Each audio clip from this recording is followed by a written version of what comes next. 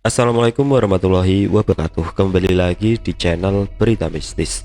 Untuk kisah kali ini masih melanjutkan dari kisah yang sebelumnya, yaitu sebuah kisah yang diambil dari KBM, dari tulisannya akun yang bernama Momi Bilal. Dan untuk kisahnya, yaitu sebuah kisah yang berjudul Pendakian Terakhir. Sebelum kita masuk ke ceritanya, tekan dulu tombol like video ini dan jangan lupa tekan juga tombol subscribe channel ini. Dan nyalakan juga lonceng notifikasinya agar tidak ketinggalan cerita-cerita baru dari channel ini. Dan bagi teman-teman yang ingin membaca langsung ceritanya, nanti silakan saja kunjungi linknya yang nanti akan saya sertakan di kolom deskripsi. Dan seperti apa untuk kelanjutan kisah ini? Langsung saja kita simak berikut ini.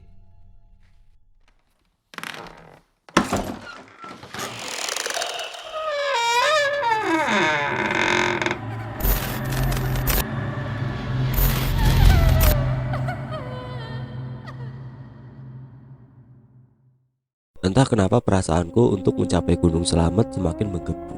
Apalagi saat ini ada Bang Arga yang menemani perjalananku. "Abang mau kan?" tanyaku lagi.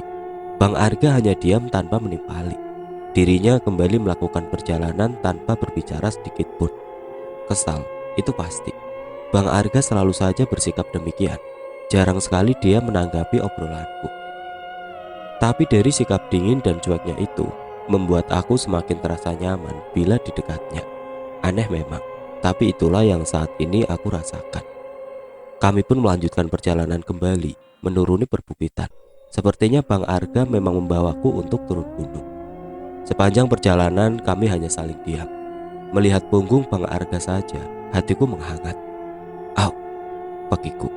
Aku berusaha mencari perhatian dari Bang Arga dengan berpura-pura keseleo. "Gak usah pura-pura, sakit beneran, baru tahu rasa," ucap Bang Arga tanpa menoleh. Aku mendengus lupa kalau Bang Arga bisa membaca pikiran. Antara kesal dan malu, aku pun berlari demi menyamai langkahnya. "Bang, aku cantik gak?" Hening. Bang Arga tidak menjawab. Aku pun tidak menyerah. "Bang, tipe cewek yang abang suka seperti apa sih?" tanyaku lagi. Masih hening. Bang Arga masih saja tidak menjawab. Kesal, aku pun berlari menghadang langkah Bang Arga. "Bang, aku mohon sama abang lo, jawab kenapa bang?" Bang Arga hanya diam memasang wajah datar, lalu melangkah kembali melanjutkan perjalanan. Kesalnya, dia sengaja menyenggol tubuh ini. Aku pun menghentak-hentakan kaki. Naasnya, tiba-tiba saja kaki ini mendadak kram. "Au, sakit!" Aku merengis menahan sakit di telapak kaki. Aku melirik Bang Arga malah terus berjalan. Sial memang. Sekalinya ketemu cowok idaman, cueknya bukan kepala. "Abang, kaki aku beneran sakit." Air mataku langsung lurus seketika. Benar saja kaki ini teramat sakit. Apalagi hati ini ketika Bang Arga mengabaikan aku untuk kesekian kalinya. "Makanya jangan pecicilan," ucap Bang Arga. Tiba-tiba saja dia berdiri di sampingku. Bukankah barusan aku lihat dia sudah pergi jauh? "Duduk," titah Bang Arga. "Sakit bang," cicitku. "Ya sudah, kalau mau seperti itu terus," ucap Bang Arga. Tubuhnya sudah hampir membalik, terlihat ingin pergi.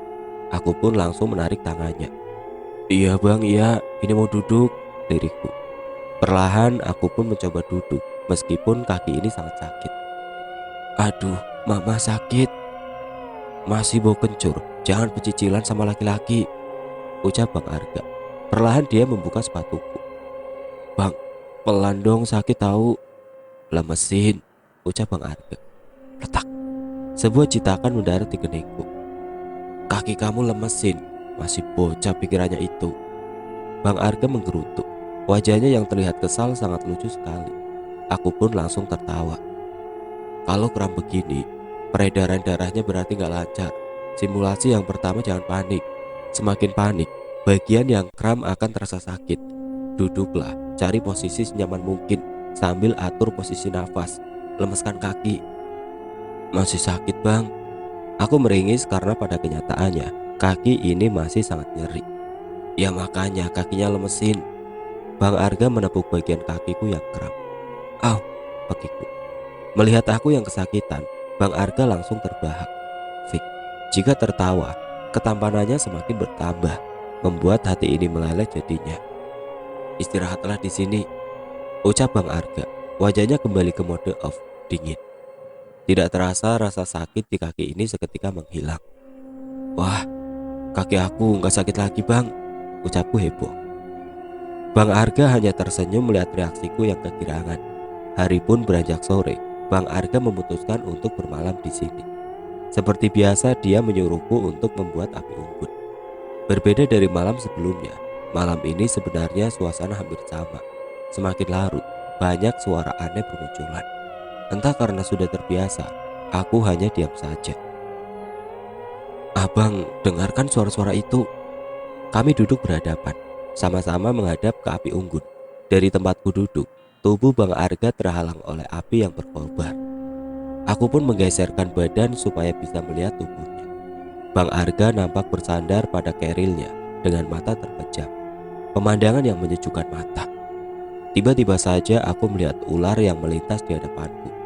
Abang, ular! Teriakku. Aku langsung berjinjit menjauh karena jarak aku dengan ular hampir berdekatan. Sudah diingatkan berkali-kali, waspada. Selain makhluk halus, di sini juga banyak hewan berbahaya. Ya seperti ini contohnya. Bang Arga berucap dengan mata masih terpejam. Aku semakin beringsut mundur. Entah ular berjenis apa. Ular itu sebesar jempol kakiku, berwarna hitam, panjangnya kira-kira setengah meter. Berbisa atau tidak, aku tetap ketakutan. Lain kali, jika bertemu ular, lebih baik pergi. Jaga jarak sekitar 2 meter lebih. Waspada jika ular tersebut berbisa. Jangan membunuh ular jika tidak dalam keadaan genting atau terpaksa. Hindari, apalagi saat di alam terbuka seperti ini. Satu saja ada yang celaka, teman yang lain pasti akan menghampiri. Abang jangan ngomong terus, ularnya, ucapku panik. Bang Arga malah terkekeh karena melihat tingkahku yang ketakutan. Hingga aku tidak memperhatikan bahwa ular tersebut sudah menghilang. Aku celingukan mencari keberadaan ular tersebut. Takut jika ular itu malah ada di sekitarku. Setelah memastikan ular itu menghilang, aku pun kembali duduk. Awas, ularnya kamu dudukin, ucap Bang Arga santai. Mendengar ucapan tersebut membuatku refleks meloncat dan berteriak. Lagi, Bang Arga langsung terbahak. Hingga beberapa detik kemudian, aku baru sadar bahwa Bang Arga tengah mengerjaiku. Gak lucu ya bang? Aku mendengus kemudian memilih duduk di tempat lain. Tadinya aku ingin marah kepadanya, tapi aku urungkan karena melihat tawanya yang menular. Malam semakin larut. Kejadian tadi mengalihkan pikiranku akan keadaan hutan ini. Jelas di sini memang banyak penghuninya. Benar kata Bang Arga, aku harus tetap waspada. Selain makhluk halus, bisa saja ada hewan liar yang bisa saja muncul setiap saat. Aku mulai merebahkan tubuh ini, melakukan hal yang sama seperti Bang Arga. Ternyata nyaman juga. Sayangnya ransel yang aku bawa ukurannya tidak sebesar milik Bang Arga, sehingga tubuhku tidak sepenuhnya bersandar, melainkan sedikit rebahan. Makasih ya bang, ucapku dengan mata terpejam. Untuk? Balas Bang Arga. Aku tersenyum karena malam ini Bang Arga tidak mengabaikan ucapanku. Semuanya, aku gak nyangka bisa bertahan sejauh ini. Aku mengeratkan jaket yang aku kenakan. Malam ini serasa nyaman sekali. Aku saja hampir tidak menyangka bisa seperti saat ini. Seorang Melani yang takut jika lampu kamarnya mati. Seorang Melani yang tidak bisa jauh dengan banyak makanan. Jika mengingat semua itu, aku pun sangat geli. Keesokan paginya aku terbangun dengan badan yang terasa pegal-pegal. Aku menggeliatkan badan sembari mencium bau yang khas. Apalagi selain ubi bakar. Dalam benak aku bertanya dari mana sebenarnya Bang Arga mendapatkan ubi di tengah hutan belantara seperti ini. Tapi setelah dipikir kembali untuk apa aku ambil pusing. Yang jelas selama beberapa hari ini ubi itu sudah menjadi pengganjal perutku. Bangun, ucap Bang Arga. Bukannya bangun, aku malah senyum-senyum sendiri. Pikiranku sudah berkelana kemana-mana. Indah ya, pagi-pagi sudah disiapkan sarapan oleh orang yang membayangkannya saja membuatku bahagia. Bangun, sentak Bang Arga lagi. Aku pun akhirnya membuka mata. Selamat pagi Bang Arga. Aku berusaha tersenyum semanis mungkin. Tapi saat mengedarkan pandangan, Aku tidak menemukan bau wangi yang aku cium tadi. Banyak hal yang lebih berguna daripada berpikir yang gak jelas. Maksudnya, aku mengeringkan dahi. Contohnya, nyari sarapan, ucap Bang Arga santai. Kemudian Bang Arga berdiri lalu sudah bersiap untuk berjalan entah kemana. Tadi itu aku nyium wangi ubi bakar, kirain abang yang nyiapin. Mendengar perkataanku, Bang Arga langsung mendelik. Biasa saja kali bang, lihatinya jatuh cinta sama aku, baru tahu rasa. Aku mendengus kemudian beranjak berdiri, mengikuti langkah Bang Arga yang sudah perlahan berjalan. Tiba-tiba saja perutku berbunyi nyaring. Bang Arga terlihat menahan tawa karena mendengar suara perutku yang keroncongan. Bang Arga menunjuk sebuah bunga yang berwarna kemerahan. Makanlah, namanya bunga kecombrang. Saat pendakian, bunga ini bisa jadi alternatif untuk dimakan. Aku yang antusias sengaja memetik satu kelopak bunga. Weh, asam-asam pahit gimana gitu? Aku memuntahkan kembali kelopak bunga yang sudah aku kunyah. Bang Arga terbahak melihat tingkahku. Makanya dengarkan dulu, jangan asal makan. Rasanya memang asam campur pahit, tapi itu bagus untuk obat dehidrasi dan melancarkan peredaran darah, ucap Bang Arga. Aku memandang takjub kepada Bang Arga. Pokoknya Bang Arga is the best. Kami pun melanjutkan perjalanan kembali. Bang Arga berhenti kembali di dekat sebuah pohon. Nah, ini juga bisa dimakan, petiklah. Nah, kalau yang ini aku sih suka bang, buah murbe. Aku pun memetik beberapa buah, dan sayangnya buah murbe tersebut hanya ada sedikit, tapi lumayan sebagai pengganjal perut. Yah, habis bang. Saking laparnya aku lupa untuk berbagi buah murbe kepada Bang Arga. Tapi lagi-lagi Bang Arga malah tersenyum. Nah, yang ini juga bisa dijadikan alternatif. Tunjuknya pada tanaman alang-alang. Alang-alang? Yakin bisa dimakan? Aku mengertikkan dahi. Memang sesekali aku pernah mendengar alang-alang bisa dijadikan bahan obat herbal. Tapi untuk memakannya langsung, baru pertama kali ini aku mendengarnya. Cobalah. Aku menggelengkan kepala. Nggak mau bang, pasti rasanya aneh. Abang dulu deh yang nyobain. Bang Arga pun seperti menyesap batang alang-alang. Melihat Bang Arga, keraguanku pun sirna. Aku pun memetik tanaman tersebut, mencobanya seperti yang Bang Arga lakukan. Loh, kok manis ya? Ucapku setelah menyesap batang alang-alang. Dimakan juga bisa kok, ucap Bang Arga. Aku pun semakin penasaran dan mencoba mengunyah batang alang-alang tersebut. Bagus, kan kalau begitu mirip kambing. Bang Arga terbahak sembari berlalu pergi. Setelah puas berwisata kuliner dari alam liar, kami pun melanjutkan perjalanan. Sesekali kami berdua beradu pandang dan tertawa. Perjalanan kali ini sangat menyenangkan. Bang Arga sekarang tidak segan membantuku jika kesusahan berjalan. Berbeda sekali saat pertama kali bertemu. Aku masih mengingat sikapnya yang dingin saat aku sedang kepayahan. Sebentar lagi kamu bisa kembali bersama teman-teman kamu, ucap Bang Arga. Maksud abang? Mereka ada di sana. Kamu bisa kembali ke rombongan kamu. Tunggu di sini saja. Mereka hari ini pasti turun dari puncak. Bang Arga menunjuk ke arah perbukitan yang berada di hadapan kami. Ya udah, kita gabung aja bareng yuk. Kita ke sana. Aku melewati tubuh Bang Arga. Ada rasa haru akhirnya aku bisa kembali berkumpul bersama teman-temanku. Itu tandanya aku sudah selamat. Seiring langkahku berjalan, aku merasa tengah berjalan sendiri. Bang Arga, ayo. Aku melihat Bang Arga hanya diam saja. Ayo bang, nanti kita turun bareng. Aku bakal kenalin abang sama teman-teman yang lain. Aku kembali menghampiri Bang Arga, menarik lengannya yang dia selipkan ke saku celana. Pergilah. Maksud abang gak mau pergi sama aku? Bang Arga lantas membalikan badan, namun tanganku masih menggenggam lengannya. Pulang sana, jangan sekali-kali lagi mendaki hanya karena iseng. Alam ini berbahaya, apalagi untuk anak rumahan seperti kamu. Mendengar ucapan dari Bang Arga, hatiku mendadak sakit. Waktu yang singkat bersamanya, entahlah aku sudah merasa nyaman di dekatnya. Kata-kata itu seperti kata perpisahan, tapi jujur hatiku menolak. Kalau aku gak mau gimana? Harus, tempatmu bukan di sini. ucap Bang Arga. Ya sudah, kalau begitu antar aku ke puncak. Kata abang teman-teman aku sekarang ada di sana. Bang Arga tidak menjawab, namun langkahnya sudah mengarah ke perbukitan terakhir yang dia tunjuk tadi. Hatiku semakin menghangat karena Bang Arga menyetujui untuk mencapai puncak gunung. Kami pun berjalan beriringan, melewati bukit bebatuan yang cukup terjal. Aku sedikit kesusahan untuk menyamai langkah Bang Arga. Masih jauh ya bang, capek banget, berhenti dulu ya. Nafasku sudah tersegat karena trek yang kami lalui cukup sulit. Hati-hati, jangan sampai terperosok lagi. Bang Arga mengulurkan tangannya. Aku pun menyambut tangan itu.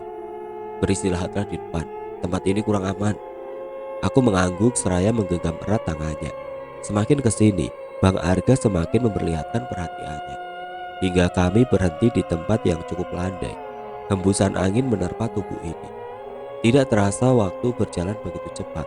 Sampai aku tidak sadar perjalanan kami sudah hampir mencapai puncak. Namun sayang, kami berdua masih belum bertemu dengan rombongan pendaki yang lain. Saking lelahnya, aku menyenderkan tubuh ini di atas bebatuan besar. Mata ini terasa berat hingga aku pun terlelap. Gak, bertahanlah. Dani mencoba menarik tubuh Arga yang sudah terperosok ke bawah jurang.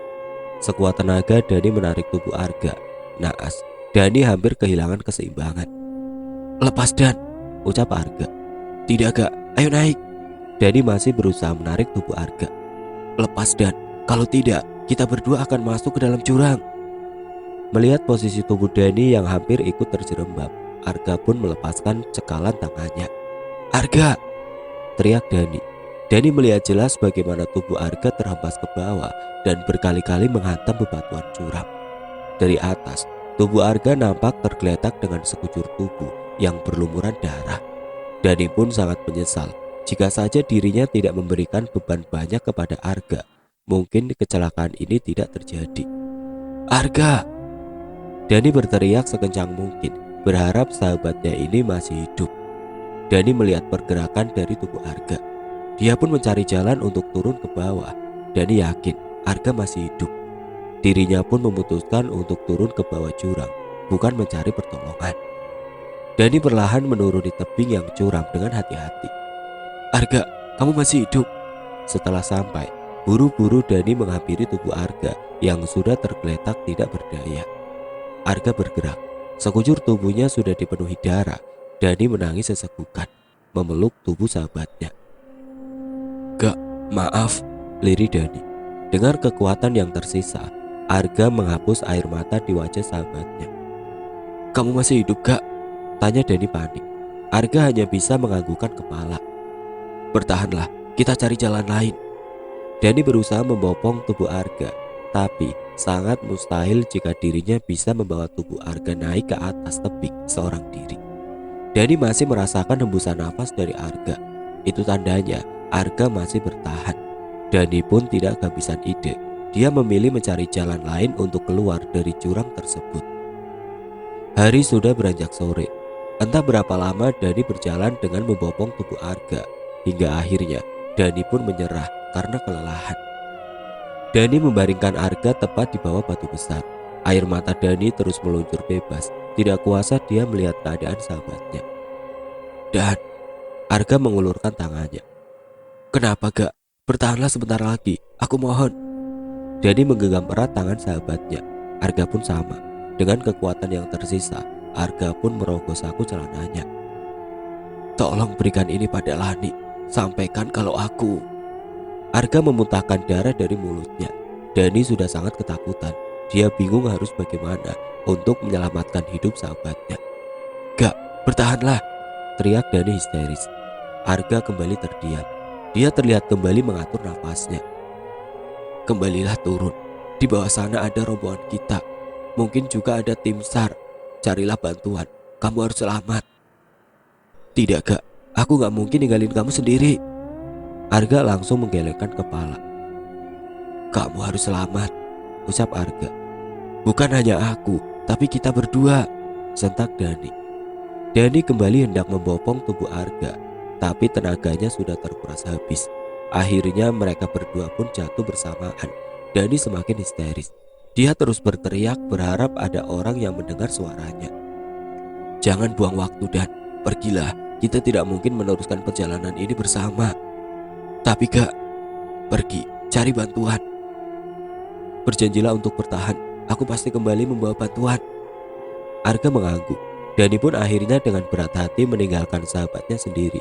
Naas, bebatuan besar yang berada tepat di atas Arga bergerak. Arga yang tergeletak tepat di bawahnya harus tertimbun dari bebatuan tersebut. Abang, teriakku. Kamu sudah sadar? Tanya Mama. Aku bisa melihat jelas mata Mama masih terlihat sembab. Saat mengedarkan pandangan, ternyata aku sedang terbaring di sebuah ranjang rumah sakit. Tidak kuasa menahan haru, Mama langsung memeluk erat tubuhku. Alhamdulillah, kamu sudah sadar, Meh. Mama takut kamu. Mama menangis tersedu-sedu. Aku hanya bisa menenangkannya. Yang jelas aku masih belum paham bagaimana bisa aku sudah terbaring di rumah sakit. Sedangkan terakhir aku mengingat masih melakukan pendakian dengan Bang Arga. Setelah Mama tenang, akhirnya aku merenggangkan pelukan. Tidak tega melihat wanita yang aku sayangi segenap hati ini terus berlarut dalam kesedihan. Apalagi itu semua karena ulahku. Mama mengusap lembut kepalaku. Kamu sudah 6 hari dinyatakan hilang, Meh. Dan selama 3 hari ini kamu mengalami koma. Dek, apa? Koma? Batinku masih bertanya-tanya. Kenapa semua bisa seperti ini? Lalu kemana Bang Arga? Mah, siapa yang bawa Mei turun dari pendakian? Tanyaku antusias. Mama terlihat berpikir sejenak. Kamu dibawa turun oleh tim SAR, Nak. Tim SAR? Tanyaku lagi. Iya, semenjak kamu dinyatakan jatuh ke dalam jurang, kami semua mencari keberadaan kamu, sayang. Sudahlah, itu semua tidak penting. Yang terpenting, saat ini kamu sudah sadar dan selamat. Terakhir, Mama melabuhkan kecupan di atas keningku. Aku masih belum bisa berpikir jernih, apalagi kondisi tubuh ini masih sangat lemah. Mama menyuruhku untuk kembali beristirahat, meskipun masih banyak pertanyaan yang memenuhi otak ini. Tapi, untuk sementara aku urungkan. Aku lebih memilih memejamkan mata kembali, merasakan sakit di sekujur tubuh ini. Pantas saja aku mengalami koma. Jika dilihat, luka-luka yang memenuhi tubuh ini sangat jelas betapa parahnya keadaanku saat terjatuh tempo hari. Hampir 1 bulan aku menjalani perawatan di rumah sakit. Terlebih aku mengalami patah tulang di bagian kaki yang menyebabkan aku kesulitan berjalan. Sangat mustahil memang jika aku bisa selamat dari tengah hutan belantara, apalagi posisiku saat itu sudah jatuh ke dalam jurang. Setelah kondisi tubuh mulai membaik dan aku bisa kembali berjalan kaki meskipun hanya perlahan, aku pun memutuskan untuk menjalani perawatan di rumah saja. Hari-hari yang aku lewati seakan hampa. Setiap hari aku hanya terbaring di atas ranjang, makan, tidur, nonton TV, main game, belajar online, rutinitas yang sangat monoton. Permisi non, Mbok mau nyimpan baju-baju yang sudah disetrika. Aku yang tengah rebahan di atas ranjang hanya mengangguk. Mbok Ija sibuk memasukkan pakaianku ke dalam lemari. Namun mataku memincing ketika melihat Mbok Ija memasukkan kain abu bercorak batik. Mbok, kain itu Mbok dapat dari mana? Mbok Ija langsung mengangkat kedua bahunya. Kurang tahu saya non, semua dijadiin satu sama ibu di keranjang cucian bekas non naik gunung. Dek, dada ini langsung bergemuruh. Coba Mbok, saya mau lihat.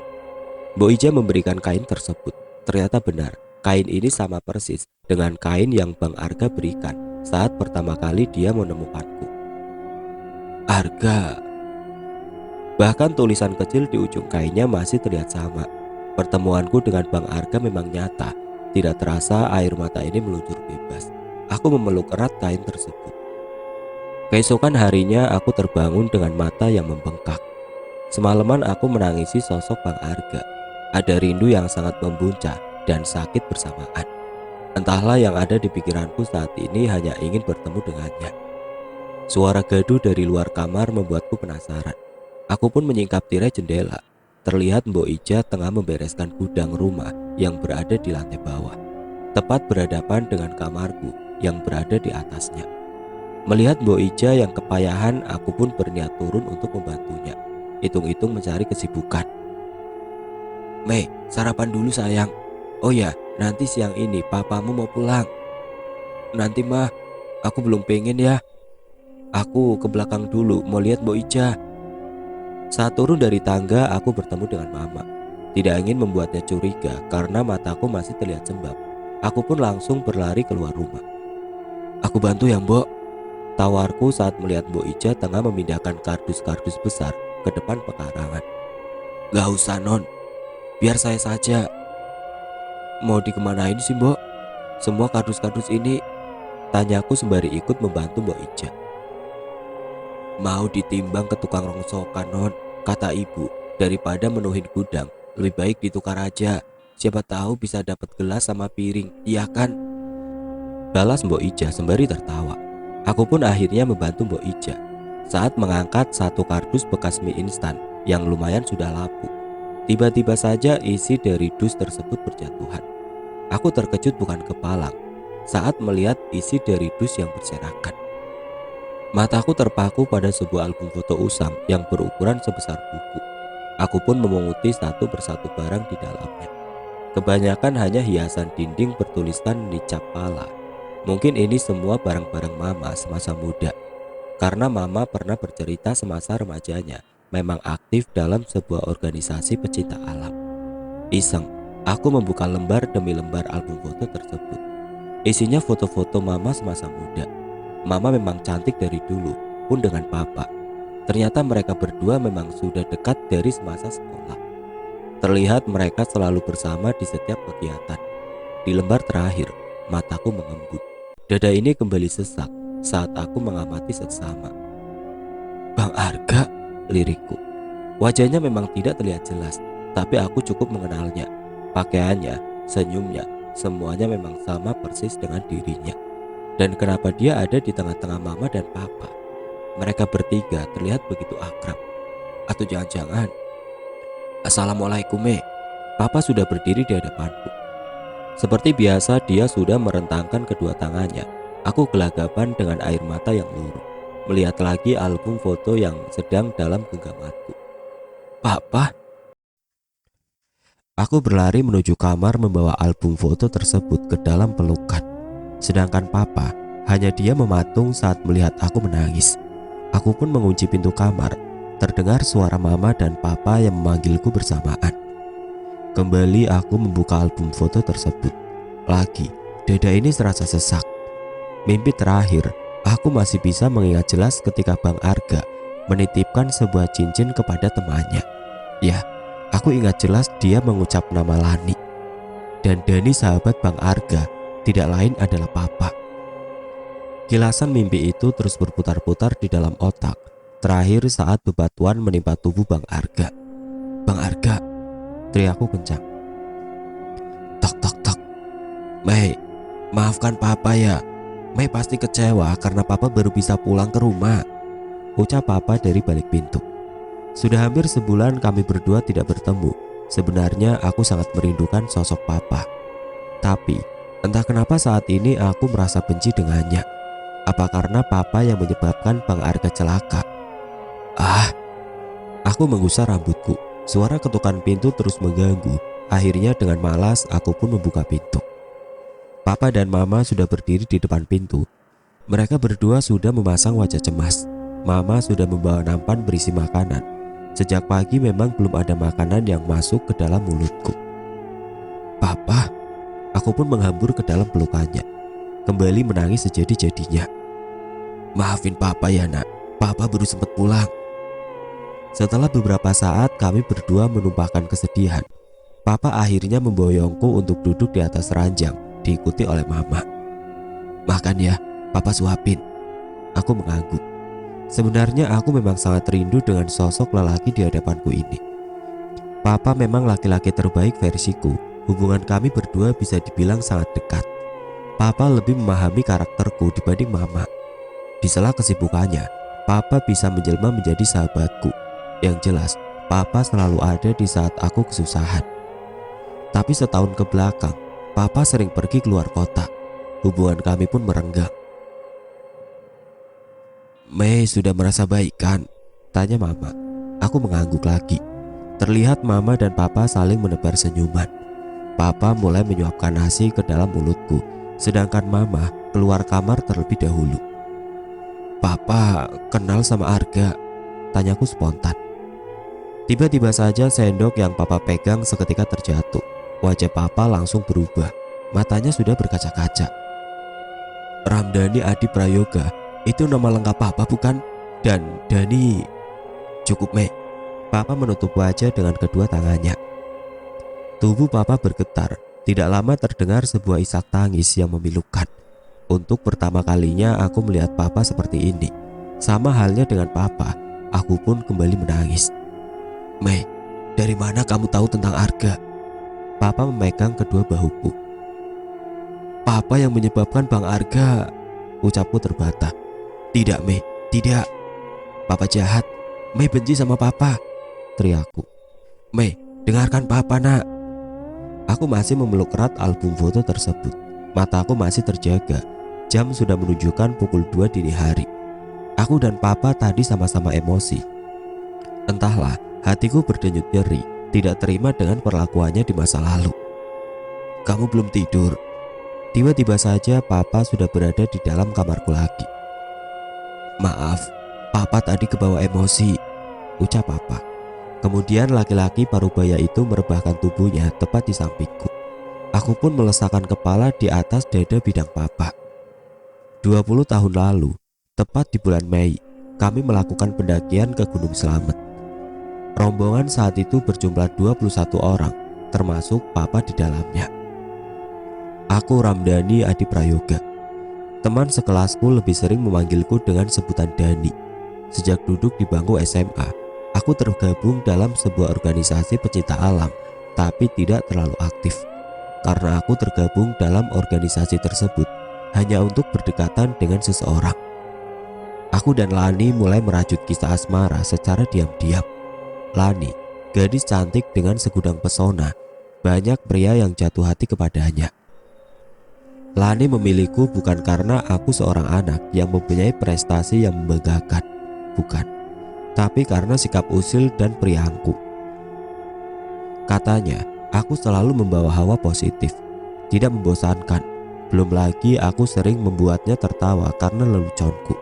Aneh memang, ketika banyak wanita yang merasa risih karena keusilanku, berbeda dengan Lani, dia malah merasa nyaman dengan sikap humorisku. Banyak laki-laki yang menyukainya, termasuk Arga, teman sekaligus sahabatku. Aku, Arga, dan Lani adalah teman sepermainan sejak duduk di bangku SMP. Aku dan Lani sengaja menutupi hubungan ini karena orang tua kami melarang untuk berpacaran. Di sekolah, kami berbaur seperti teman lainnya. Tidak ada yang curiga karena Lani memang dikenal ramah kepada siapapun. Apalagi aku yang notabene pecicilan. Saat pelulusan sekolah, organisasi pecinta alam memutuskan melakukan pendakian. Berbeda dengan murid lainnya, kami sepakat merayakan kelulusan nanti di puncak gunung saja. Euforianya lebih terasa dibandingkan harus melakukan pawai atau bercoret-coret seragam. Aku pun turut serta dalam pendakian tersebut karena tahu Lani pun mengikutinya. Awal pendakian, aku sudah merasakan bahwa Arga memiliki perasaan lain, bukan hanya sebatas teman kepada Lani. Tapi aku menepi semua itu. Bagaimanapun juga, aku sudah mengetahui perasaan Lani sebenarnya. Kami berjalan beriringan. Ini adalah kali pertama untukku mengikuti pendakian. Berbeda dengan Arga dan Lani, mereka berdua kerap melakukan pendakian bersama.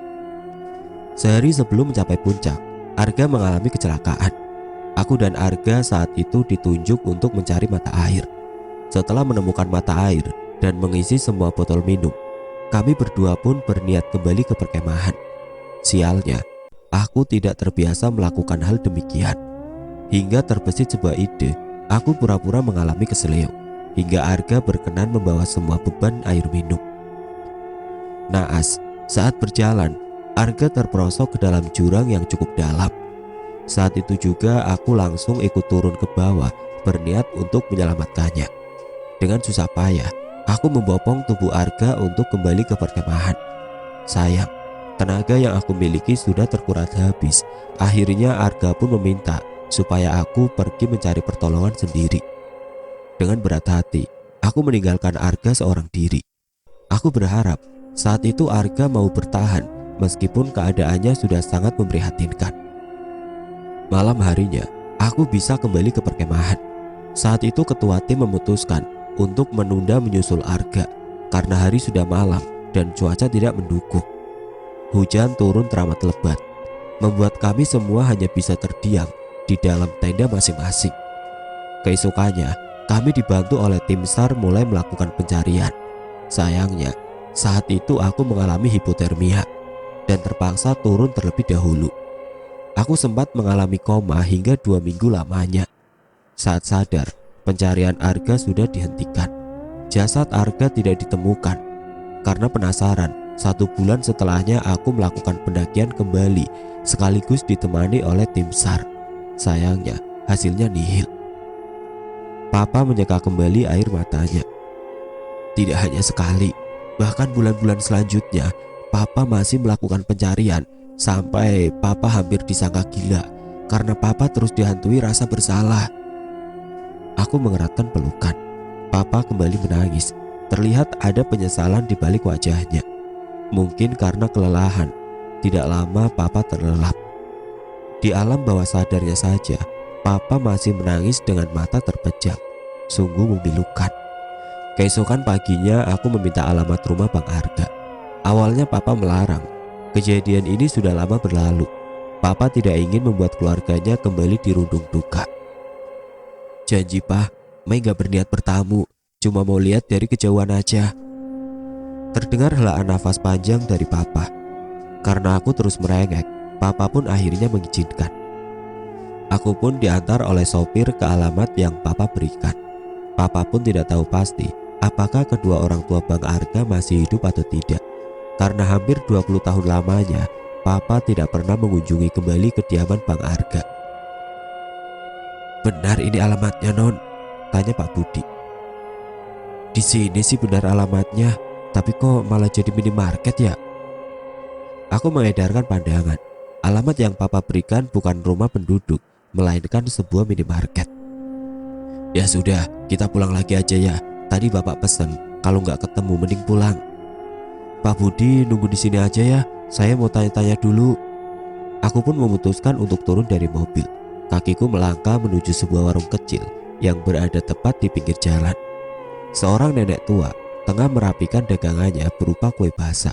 Aku pun berniat menanyakan alamat kepada beliau, sekalian membeli dagangannya. Nek, kuenya berapaan? 1.000 Neng, ucap nenek itu. Ya sudah, saya beli semua ya Nek. Mendengar ucapanku, si nenek langsung berkaca-kaca. Kasihan memang di usianya yang sudah rentah, nenek itu harus tetap berjualan. Alhamdulillah, rezekimu ini Lek, gumam si nenek setelah mendapatkan uang dariku. Nek, tahu alamat Bu Suratmi? Aku yang bertanya sembari mencicipi kue buatannya. Rasanya enak. Tidak terasa aku sudah melahap 3 bungkus sekaligus. Ada perlu apa ya? Nenek tahu. Nenek itu mengangguk. Aku pun bersorak heboh. Dengan antusias aku meminta si nenek untuk mengantarku. Karena jualannya sudah habis aku borong, si nenek pun bersedia mengantar. Sebelumnya aku menaruh semua kue ke dalam mobil. Tentunya sekalian meminta Pak Budi untuk menunggu, karena aku sudah hampir menemukan alamat yang dituju. Si nenek mengajakku berjalan memasuki gang sempit di sela minimarket. Aku terus mengikutinya dari belakang. Sepanjang perjalanan si nenek berbicara dengan bahasa Jawa. Sayangnya aku tidak mengerti. Keluar dari gang sempit, tempat di belakang minimarket tersebut ada sebuah rumah kecil. Rumah yang begitu asri. Di pelatarannya berjajar rapi berbagai tanaman hias. Mataku mulai memanas tatkala melihat sosok yang sudah lama aku rindukan. Bang Arga terlihat tengah duduk santai sembari menyesap batang rokok. Dia nampak lebih segar, hanya mengenakan kaos oblong warna putih dipadankan dengan celana pendek selutut.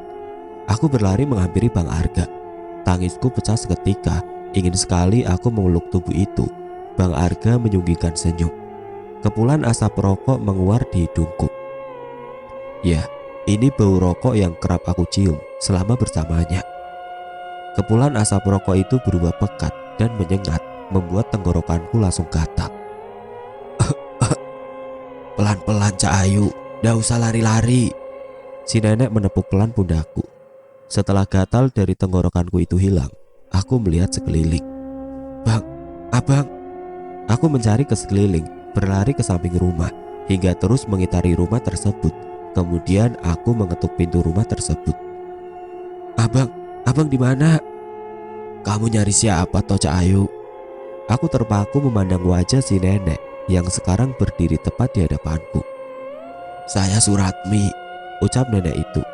Tubuhku mendadak kaku. Ternyata orang yang aku cari sudah berada di hadapanku. Mbok Suratmi tersenyum, aku pun tidak kuasa untuk menghambur ke dalam pelukannya. Sudah, ndak usah nangis. Mari masuk ke dalam. Si Mbok buatkan teh hangat. Mau ya?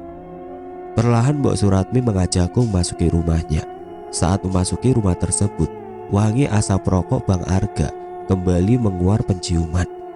Mbok Suratmi memboyong tubuh ini duduk di ruang tamu. Sebentar ya, si Mbok buatkan minum dulu. Sudah, hapus air matanya. Jangan nangis terus, nanti cantiknya hilang. Kelakar si Mbok yang membuat aku tersenyum.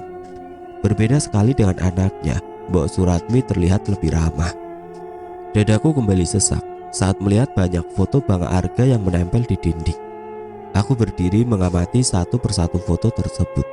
Ada satu foto yang membuatku tertawa tatkala melihat dirinya semasa masih seragam SMP. Terlihat cupu sekali dengan baju seragam longgar dan celana yang dia kenakan di atas perut. Lucu sekali. Seandainya saja Bang Arga masih ada di sini, aku pasti sudah meledeknya habis-habisan. Beralih ke foto selanjutnya. Foto-foto dirinya yang mulai beranjak dewasa. Dia memang tampan, hidungnya mancung dengan rahang yang tegas. Tidak ada satupun dari foto tersebut yang memperlihatkan dirinya sedang tersenyum. Dasar jutek, nyebelin. Aku menyentil salah satu foto di mana memperlihatkan wajahnya yang dingin dan datar. Tatapan itu sama persis saat dirinya tengah kesal. Langkahku berhenti tepat di sebuah pintu kamar. Ada tulisan Arga Dinata 12 Februari 1979. Masuklah, tidak dikunci, ucap Mbok Suratmi. Tanganku bergetar hebat saat hendak meraih knop pintu. Perlahan pintu pun terbuka. Kalau masuk rumah orang itu, wajib mengucapkan salam, mau ada atau tidak ada si pemilik rumah, ucap Bang Arga. Lagi, aku melihatnya tengah duduk bersandar di atas ranjang. Abang, ucapku terbata. Kamar ini sudah 20 tahun lebih ditinggal pemiliknya. Simbok tidak pernah merubah sedikit pun. Semua Simbok biarkan sama seperti terakhir kali dia pergi. Mbok Suratmi sudah berada di sampingku. Aku pun mulai memasuki kamar kecil berukuran 3 kali 4 meter. Di sana hanya ada ranjang, lemari baju, meja belajar, dan semua pernak-pernik yang masih tertempel di dinding kamar. Arga anaknya pendiam. Dia sering menghabiskan waktu senggangnya di dalam kamar. Berbeda dengan remaja lainnya yang sering menghabiskan waktu untuk nongkrong. Arga memilih untuk membaca buku. Dia juga suka menulis. Simbok sering lihat dia nulis, tapi Simbok gak bisa baca. Mbok Suratmi kembali tertawa. Namun aku menangkapnya seperti menahan kesedihan. Aku duduk di kursi meja belajarnya. Terdengar decitan dari kursi tersebut. Semua sudah nampak usang. Tapi Simbok masih sering membersihkan kamar ini. Banyak buku-buku menumpuk di atas meja. Ternyata Bang Arga gemar membaca. Pantas saja dia banyak wawasannya. Tanganku meraih sebuah buku tulis usang. Perlahan aku membuka lembar demi lembar buku tersebut. Kebanyakan Bang Arga menulis catatan harian. Kegiatannya di sekolah, ketika pendakian. Hanya membaca saja aku merasakan bisa dekat dengan dirinya. Sudah 20 tahun Simbok menunggu Arga pulang. Meskipun semua sudah menganggap dia meninggal, Simbok tetap merasa bahwa dia masih melakukan pendakian. Makanya Simbok selalu merapikan kamar ini, takut yang punya pulang. Mbok Suratmi kembali tertawa. Hatiku sangat sakit. Begitu besar rasa cintanya kepada Bang Arga. Sampai setia menunggu kepulangan seseorang yang jelas tidak akan pernah kembali. Kalau boleh tahu, di mana kuburan Bang Arga? Wajah Mbok Suratmi langsung berubah pucat. Dia menunduk sembari memainkan jemari tangannya. Ah, aku lupa. Jasad Bang Arga memang tidak ditemukan.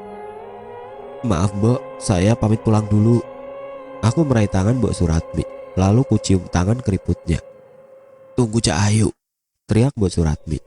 Aku terus berlari meninggalkan kediamannya, membawa perasaan yang terus berkecamuk.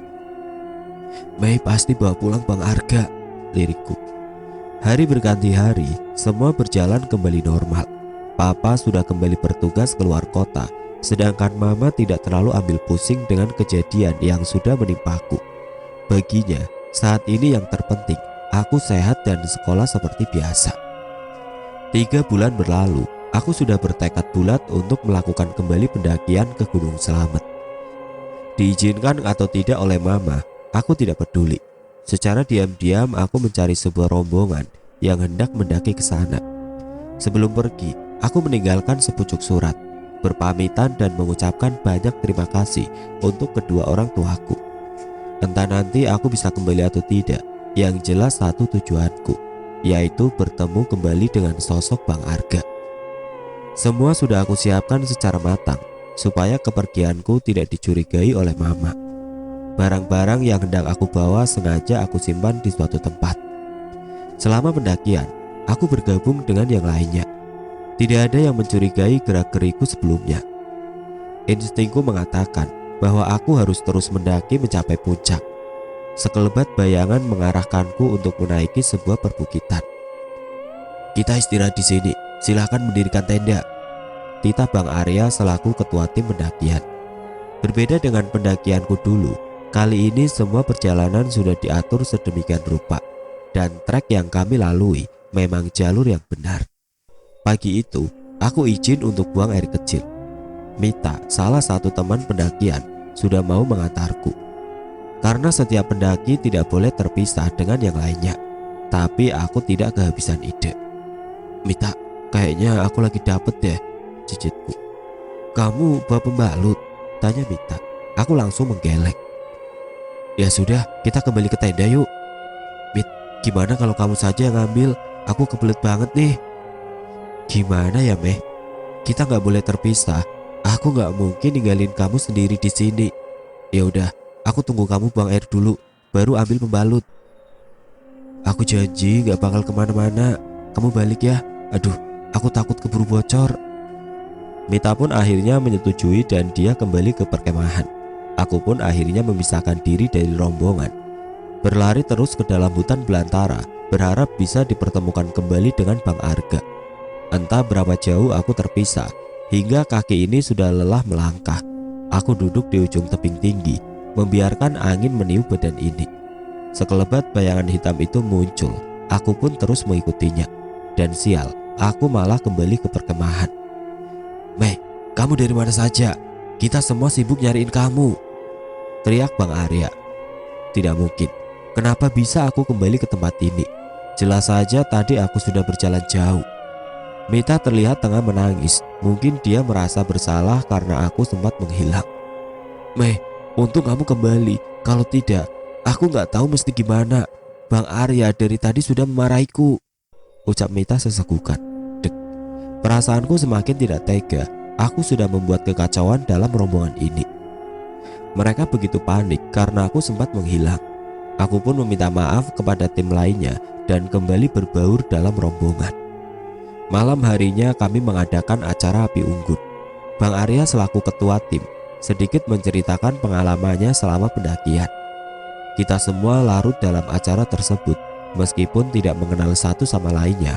Tapi di acara ini, kita layaknya satu keluarga, saling bercengkrama, berbagi cerita lucu. Ada yang bermain gitar dan bernyanyi, semua berbaur menjadi satu. Tapi entah kenapa hatiku masih terasa kosong. Keinginanku untuk bertemu dengan Bang Arga semakin menggebu. Jam sudah menunjukkan pukul 2 dini hari. Aku dan pendaki perempuan lainnya sudah tertidur di dalam tenda. Yang lain terlihat begitu lelap.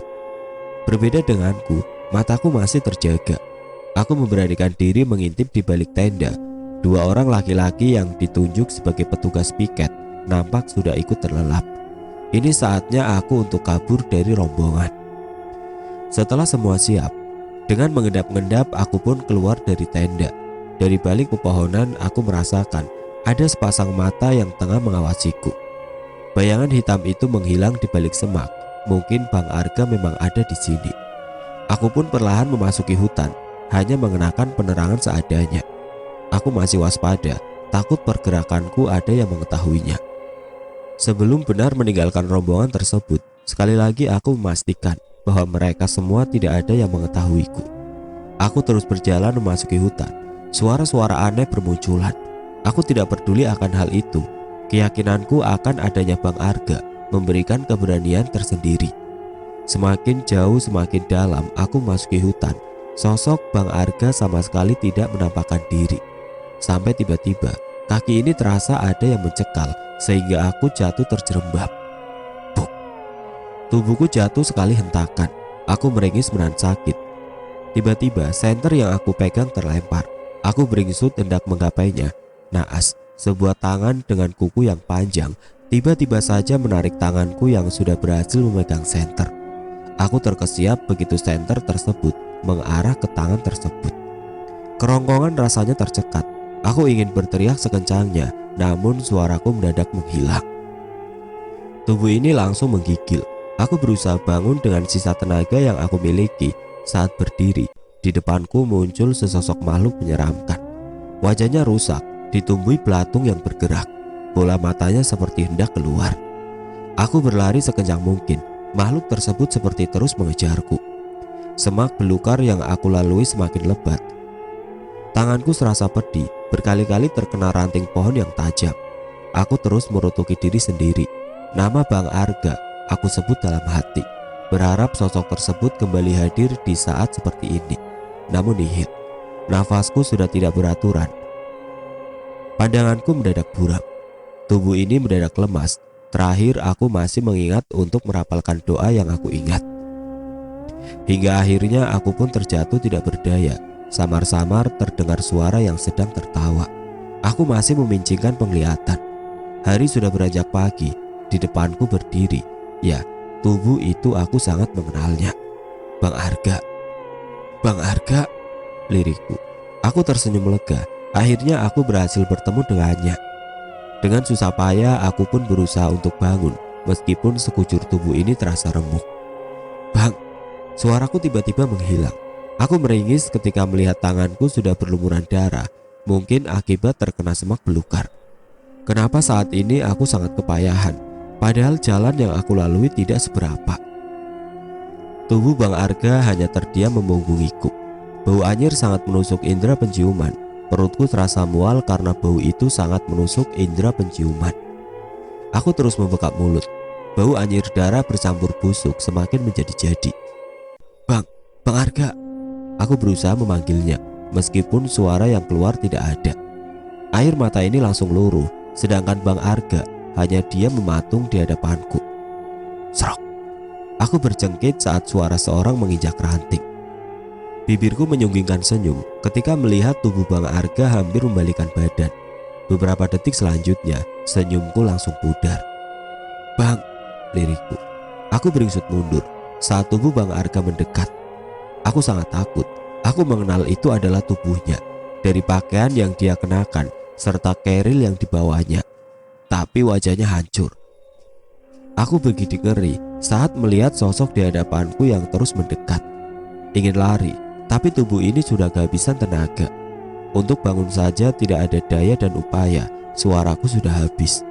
Wajahnya penuh dengan darah. Bentuk kepalanya saja tidak utuh. Seperti... Ini aku, Mei. Kamu mencariku bukan? Aku tidak kuasa menahan rasa mual. Bang Arga semakin mendekat. Saat dia berbicara, terlihat banyak belatung yang keluar dari mulutnya. Aku pun langsung muntah. Ternyata bau anyir dan busuk itu berasal dari Bang Arga. Ini wujud asliku, Mei. Kamu masih mau dekat denganku? Bukannya kamu tahu bahwa aku mati karena tertimbun bebatuan? Ya, ini aku. Kepalaku pecah, bola mataku saja hilang satu. Tidak, Kamu bukan Bang Arga. Ini aku, Melani. Tidak. Aku menutup kedua wajah, tidak kuasa melihat sosok yang rupanya sangat mengerikan. Aku menangis sesegukan. Bau busuk itu semakin menyengat hingga aku kembali muntah. Lihatlah, hanya seperti ini saja, kamu sudah kepayahan. Saat ini sosok itu berjongkok di hadapanku. Aku bisa semakin jelas melihat wajahnya yang hancur. Dan di detik itu juga, seperti balon yang meletus, kepala itu hancur hingga darah segar menyiprat ke wajahku. Itulah wujud asliku, Me. Aku mengerjapkan mata berkali-kali. Tubuhku serasa remuk semua. Nyeri yang teramat aku rasakan sehingga aku tidak berani bergerak. Bangunlah, Bang Arga, lirikku. Aku terkesiap berusaha bangun, mengingat betapa menyeramkan sosok yang terakhir aku temui. Bang Arga duduk di sampingku. Seperti biasa, dia tengah mengisap sebatang rokok. Kepulan asapnya melambung di udara. Bang Arga kemudian tersenyum ke arahku. Bukannya senang, aku malah belingsatan. Takut jika nanti dia berubah kembali ke wujud aslinya. Kami hanya saling diam. Aku masih berusaha mengatur debaran jantung yang berdetak tidak karuan. Tidak lama aku melihat Bang Arga membuang nafas kasar. Jadi yang tadi, ya, itulah aku sebenarnya. Air mataku kembali luruh. Aku menangis sesegukan, tidak percaya bahwa wujud asli Bang Arga adalah sosok yang sangat menyeramkan. Maaf, Me, lirik Bang Arga. Bang Arga terlihat ingin mendekat. Aku langsung waspada dan beringsut mundur. Tidak usah takut, di dunia ini gak ada hantu yang bisa membunuh manusia. Bang Arga jahat. Tapi kalau Bang Arga seperti itu, aku bisa mati karena serangan jantung. Suasana kembali seperti dulu. Aku mencekik saat Bang Arga terbahak karena ucapanku. Kembalilah pulang. Bang Arga mengacak rambutku. Kita sudah bertemu bukan? Tanyanya lagi. Aku mengangguk. Melihatnya seperti ini, rasaku kembali membuncah. Apa kita bisa tetap bersama seperti ini? Tanyaku. Kita berbeda, Mei. Sama, Bang. Kamu dan aku sama-sama makhluk ciptaannya. Asal abang janji jangan menampakkan wujud asli Bang Arga lagi. Kamu takut? Krosak. Bang Arga seperti hendak menerkamku. Aku langsung berteriak dan menutup wajah. Lagi, Bang Arga tergelak kencang. Untuk pertama kalinya aku melihat dia tertawa cekikikan. Hatiku berdenyut nyeri. Biasanya tawa itu langsung menular kepadaku. Berbeda dengan sekarang. Bang Arga terus tertawa sampai sudut matanya mengeluarkan air mata saking gelinya. Aku beringsut mendekatinya. Bang, aku meraih tangannya. Air mataku meluncur bebas. Bang Arga kali ini terdiam. Aku melihat matanya sudah berkaca-kaca. Aku menangis sekencangnya, menumpahkan semua rasa. Sakit, hanya itu. Aku terus menangis. Seandainya sosok di depanku ini memang nyata, ingin sekali aku memeluknya. Aku dan Bang Arga saling mengulurkan tangan. Aku bisa melihat dia pun sama menitikan air mata. Aku sayang abang, lirikku. Sama, aku juga begitu, balasnya lagi. Sejak awal aku tahu abang bukan manusia. Dari pertama kita bertemu, aku sudah tahu itu, Bang. Aku selalu mengejar abang, menyamai langkah kita. Dari sana aku tahu saat ternyata hanya ada bayanganku saja. Kita berbeda, Mei. Enggak, bukankah abang juga memiliki perasaan yang sama? Kita berdua juga sama makhluk ciptaannya. Iya kan, Bang? Bukan seperti itu konsepnya, Melani. Kami berdua akhirnya tertawa, tapi air mata ini masih terus mengalir. Ternyata ada yang lebih sakit dari patah hati. Ya, seperti ini. Kita terbelenggu sebuah rasa yang kita sendiri saja tidak tahu mendefinisikannya.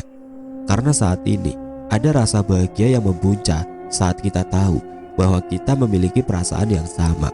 Begitupun sebaliknya, ada rasa sakit yang teramat karena kita tahu bahwa kita tidak akan pernah bersama. Bang, bisakah aku memeluk tubuh abang untuk yang pertama dan terakhir kali? Lirikku. Kemarilah dengan senang hati. Bang Arga merentakkan kedua tangannya. Tidak menunggu lama, aku langsung menghambur ke dalam pelukannya. Tangisku kembali pecah, pun dengan Bang Arga. Aku merasakan tubuhnya ikut bergetar. Meskipun tangisannya tidak bisa aku dengar, tapi aku tahu Bang Arga pasti sama sepertiku. Tumbuhlah menjadi anak gadis yang baik. Di depan sana banyak mimpi indah yang harus kamu gapai.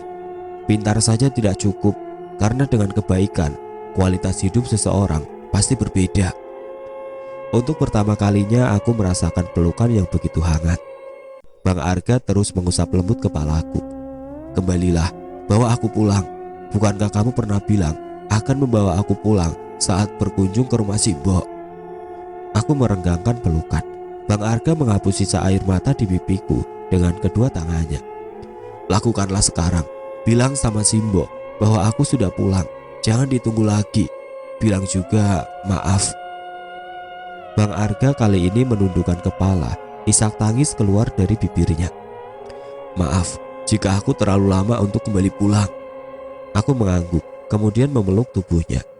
Iya bang, kita pulang. Cerita kali ini diceritakan dari sudut pandang Arga. Kematian adalah takdir yang kuasa. Sejatinya semua makhluk ciptaannya akan kembali kepada Sang Pencipta. Tapi tidak semuanya bisa kembali begitu saja. Hari itu, tepatnya 15 Mei 1999, aku melakukan pendakian. Seperti biasa, aku selalu berpamitan kepada Simbo, wanita yang telah melahirkanku ke dunia. Mbok, aku pamit. Aku janji pasti pulang kok, ucapku. Simbo mengangguk. Terakhir dia menatap lekat tubuhku dari ujung kaki hingga kepala. Tidak seperti biasa.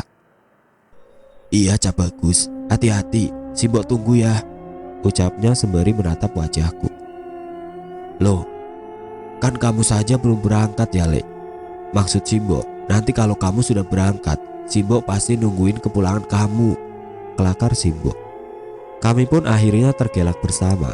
Kata-kata perpisahan yang sedikit ambigu untuk didengar. Aku yang berjanji akan pulang dan Simbo akan setia menunggu kepulanganku. Entah mengapa kata-kata itu tiba-tiba meluncur bebas dari kami berdua. Aku sering berpamitan untuk mendaki gunung, tapi hari itu semua seakan dramatis sekali. Benar saja, sehari setelahnya aku mengalami kecelakaan dan rasa sakit itu seketika menghilang. Berkali-kali aku melihat teman-teman mencari keberadaanku, meneriakkan namaku, bahkan tangisan Simbo yang menggema di angkasa. Tapi sayangnya saat itu aku hanya bisa sebatas mendengarnya saja.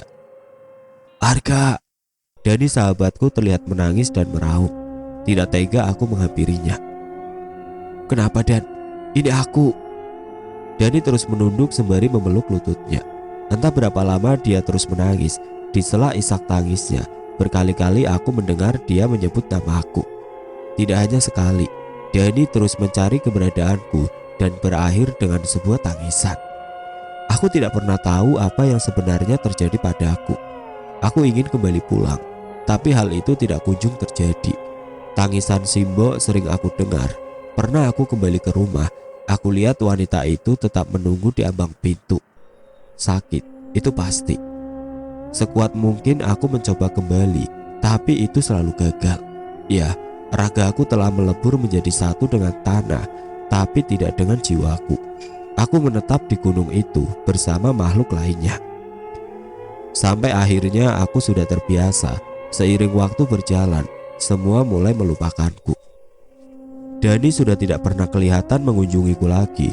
Namun satu yang selalu hadir, tangisan Simbo yang lirih memanggilku untuk pulang. Aku sering bertemu dengan pendaki. Sebagian ada yang sama sekali tidak melihat kehadiranku. Sebagian ada yang menjerit bahkan pingsan. Tapi berbeda dengan dia. Untuk pertama kalinya aku bertemu dengan seseorang yang menganggapku sama dengannya, yaitu manusia. Gadis polos itu terlihat tergeletak di bawah tebing yang curam. Aku mengira nasibnya akan berakhir sama denganku. Ternyata tidak. Dia bisa selamat dengan luka yang cukup parah di sebagian tubuhnya. Gadis itu terlihat lugu dan polos. Bulu matanya yang lentik saat mengerjapkan matanya membuat aku terpesona. Ya, dialah Melani. Dia tersesat dengan pendaki yang melakukan trek liar. Kegigihannya untuk bertahan hidup membuatku ingin melindunginya dan membantu dirinya untuk kembali pulang.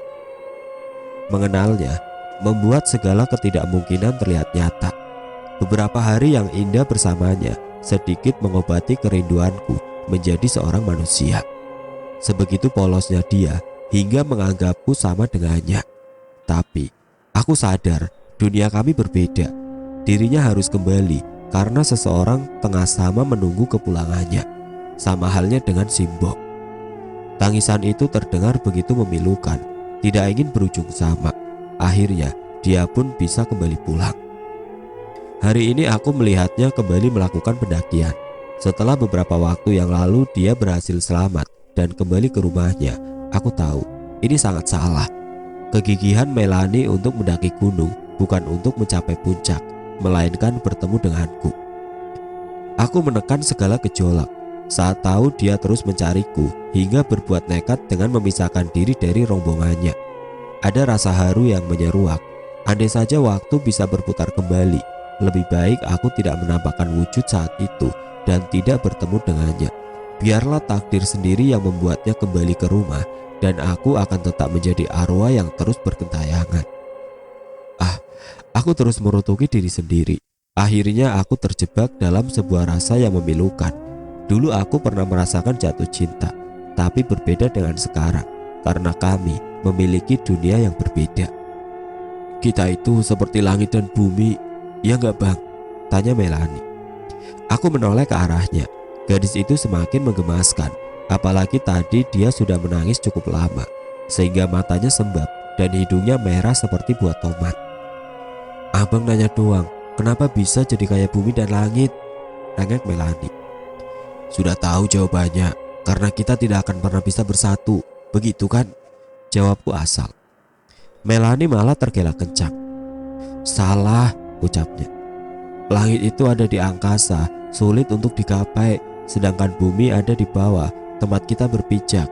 Bumi dan langit memang terlihat berbeda dan tidak akan bisa bersatu, tapi keduanya memiliki keterkaitan satu sama lainnya. Tidak ada langit, bumi pun pasti tidak ada tempat bernaung.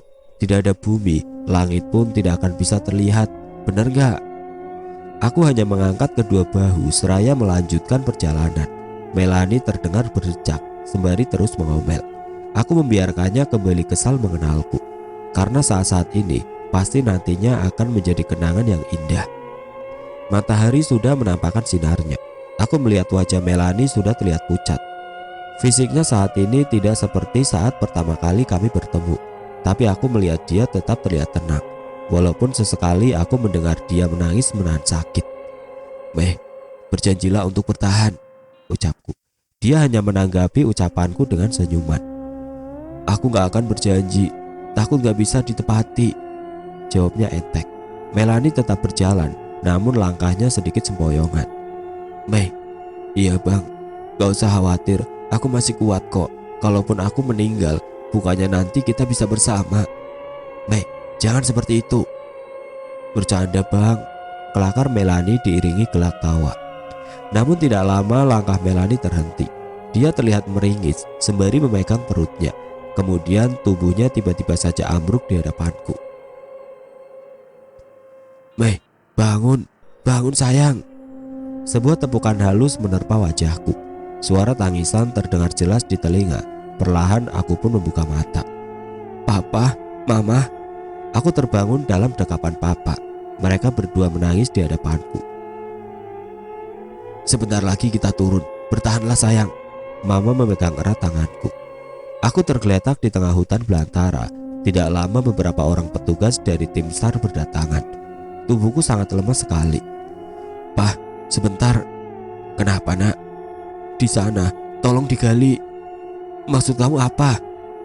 Bang Arga, Pah, ada di sana. Mama tertegun mendengar ucapanku. Papa terlihat salah tingkah. Ayo Meh, kita turun. Sepertinya tubuh kamu sangat lelah. Jadi, di mana Meh? Di mana keberadaan Arga? Tanya Mama. Aku sedikit bingung dengan situasi ini. Terlebih wajah Mama terlihat menahan emosi. Mah, apa sih? Arga sudah meninggal. Dia sudah dikubur. Anak kita mungkin sedang berhalusinasi karena kelelahan. Dikubur? Belum Pah. Jasad Bang Arga masih ada di sekitar sini. Bukankah Papa sendiri yang bilang kalau Bang Arga tidak ditemukan? Sergaku. Jadi selama ini kamu berbohong? Teriak Mama. Papa tidak menjawab. Dia terus menundukkan kepala. Maaf Mah, ini semua Papa lakukan supaya kalian bisa ikhlas melepas kepergian Arga. Jadi benar kalau Arga sampai saat ini belum ditemukan. Lalu kuburan yang sering aku kunjungi itu kuburan siapa? Ha? Mah, tolong jangan emosi. Papa bisa jelaskan semua ini. Mama mulai terisak dengan menutup kedua wajahnya. Papa langsung menjatuhkan dirinya. Tangisnya pun sama pecah sembari memeluk kedua kaki Mama. Maaf Mah, maaf. Papa lakuin semua hanya untuk Mama. Papa takut Mama membenci Papa karena Arga meninggal. Saat itu Papa kalut karena berkali-kali melakukan pencarian selalu gagal. Akhirnya Papa berbohong dengan membuat makam palsu Arga. Meh, di mana keberadaan Arga? Tanya Papa. Di sana, Pak. Tunjukku kepada area bebatuan yang sudah ditumbuhi semak belukar. Kamu yakin di sini? Sangat yakin, Pak. Bang Arga tertimbun di bawahnya.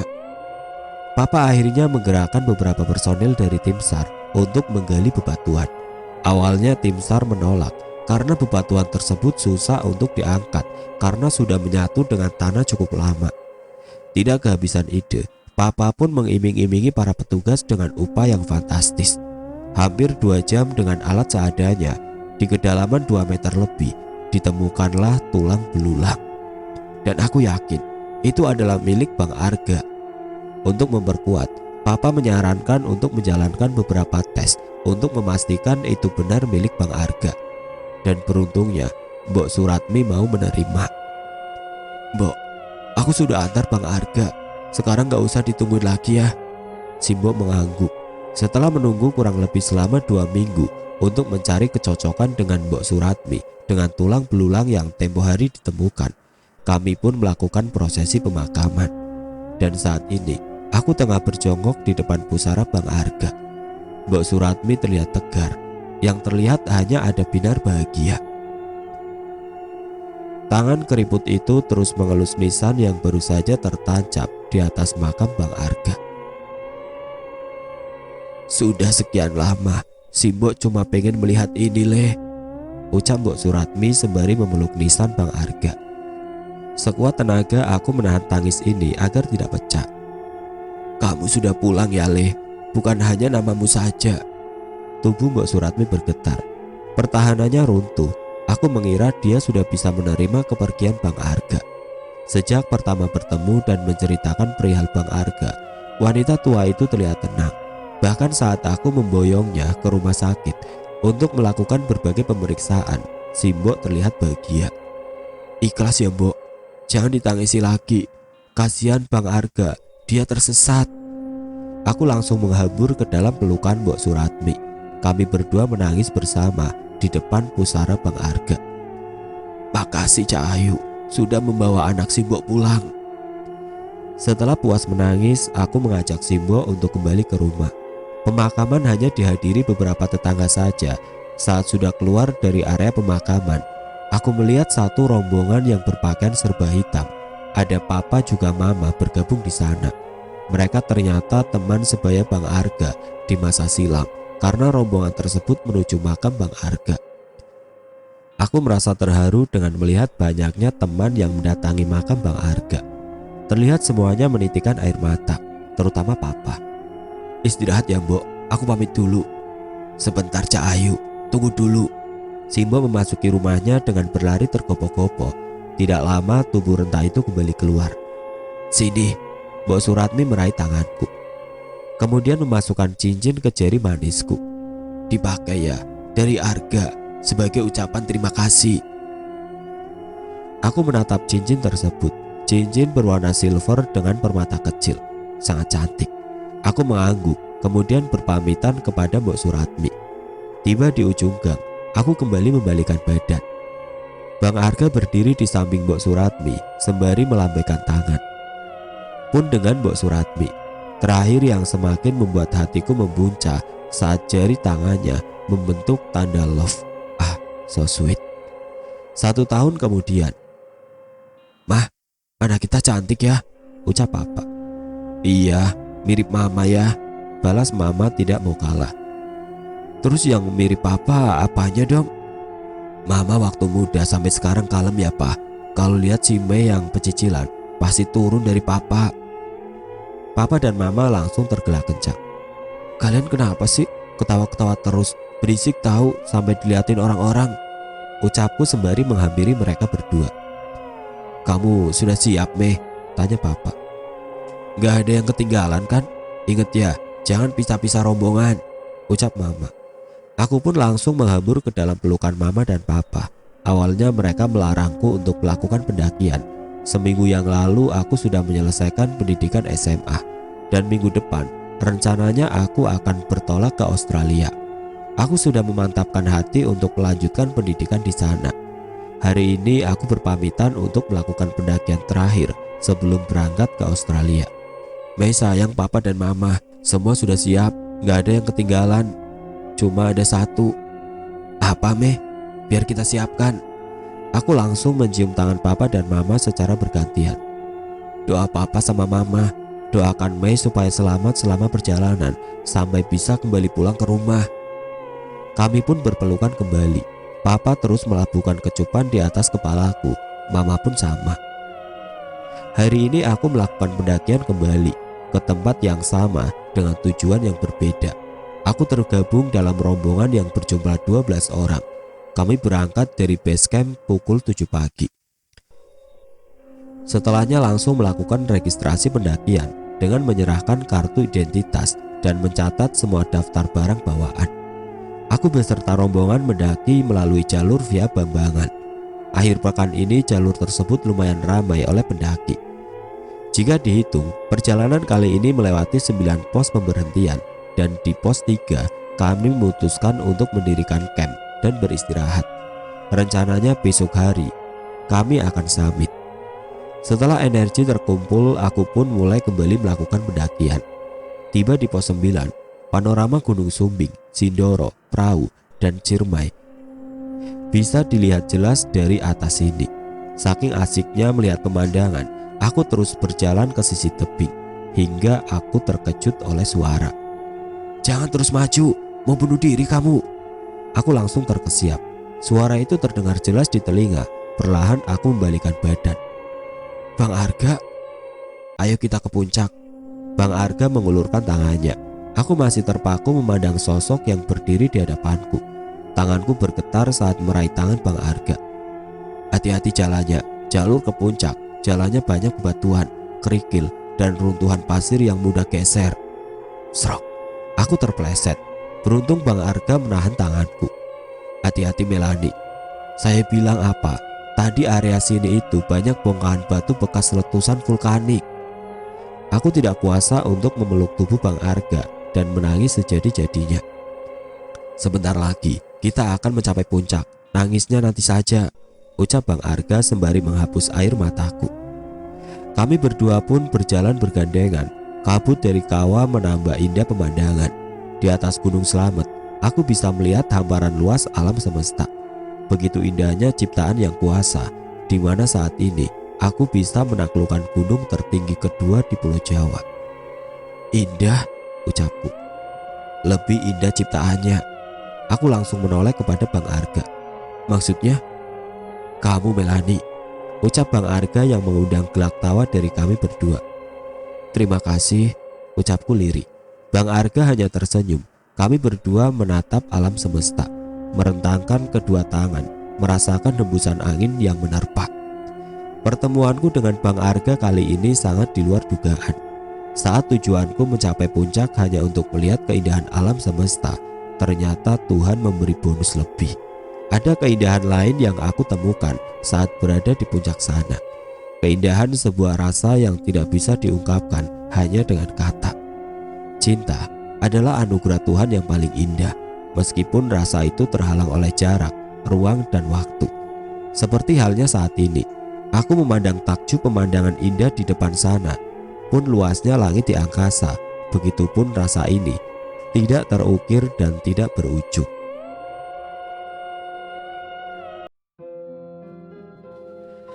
Oke teman-teman, sekian untuk cerita kali ini. Semoga apa yang sudah saya sampaikan dalam kisah ini dapat dijadikan pelajaran untuk kita semua. Dan bagi teman-teman yang baru bergabung, jangan lupa untuk like, comment, share, serta subscribe channel ini. Dan nantikan kisah-kisah horor berikutnya tetap di channel Berita Mistis. Wassalamualaikum warahmatullahi wabarakatuh.